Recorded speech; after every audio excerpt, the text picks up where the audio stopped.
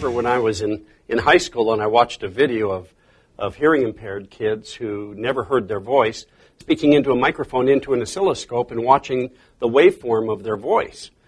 And I remember being fascinated at that time, but here it was. I was doing the same thing with a computer that they were doing on an oscilloscope. I was able to see my voice, and I thought, well, gee, what would it look like in real time? So I found a way to make that happen in real time. I met with the director of the school, and he said, do you understand what you've created here?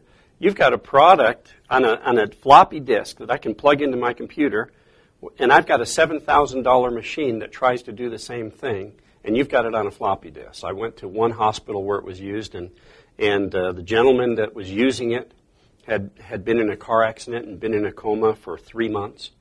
And when they come out of the coma, they lose a lot of their abilities. Speech is usually one of those. And they asked if they could use that to help him regain his speech.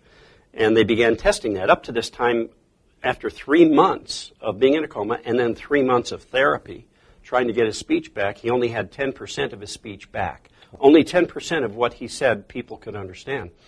And after using my software for 1 month, he had 90% of his intelligibility back. So that was a pretty exciting time. And it was going out to trade shows and things and getting into schools and hospitals and clinics. And it was a pretty exciting thing to watch that happen. And some gentlemen approached me whose wives were in the speech therapy industry. And they happened to be traders and option traders on Wall Street. And they were very interested, if I could do that with the voice, could I do the same thing in the stock market? And I said, well, what do you mean? They said, well, think of the stock market like a choir. There's all these voices, which happen to be stocks, and they've got certain sounds and waves. And what we're trying to do is identify those and where those waves are and the likelihood of where they would be in the future, because your voice is going to sound like your voice in the future, and somebody else is the same way, and the same with the stock. And I thought that was an interesting concept, and we spent several months working on it. And I took the algorithms that I created to work for speech, and I started applying them to the stock market. And lo and behold, it totally blew my mind. There it was. Those same things that we picked up in voice, we were picking up in stocks. So basically, when you talk about the stock market, it's nothing more than a pattern. It is, always. And people know that, and that's why there's been so many kinds of programs out there trying to find those patterns.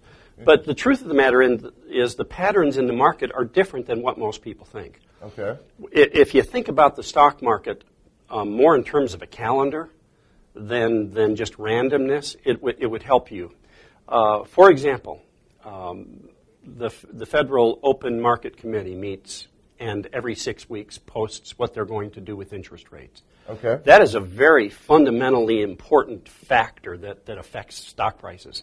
Okay. That's every 6 weeks. Wow. That is a 6-week, what I call, cycle. So it's a pattern. It's a pattern. You have every month all kinds of data coming out that talks about how unemployment is doing, what the starts are for homes, what the producer price index is. All of these things have their own voice. Consistent inconsistencies? Yeah. And here's the very cool thing. When you take all of those and analyze them for what they are, cyclical periods within a calendar, sometimes they all go up together, sometimes they all go down together, and sometimes they're at odds. But it's the anticipation of what those things are going to do individually. If you knew unemployment was shooting through the roof, it would influence you, if you're a professional investor, about the future of what the stock market would be like. If you knew interest rates were going to be rising, it would influence you about the future of the stock market. So all we're doing in the system is finding those voices and projecting where those are and how they're going to work together into the future, and voila.